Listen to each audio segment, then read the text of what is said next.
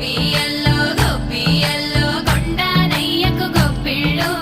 ఆది లక్ష్మి అలమేలమ్మకు అందమైన గొప్పిళ్ళు కన్నీ పిల్లల కోర్కెలు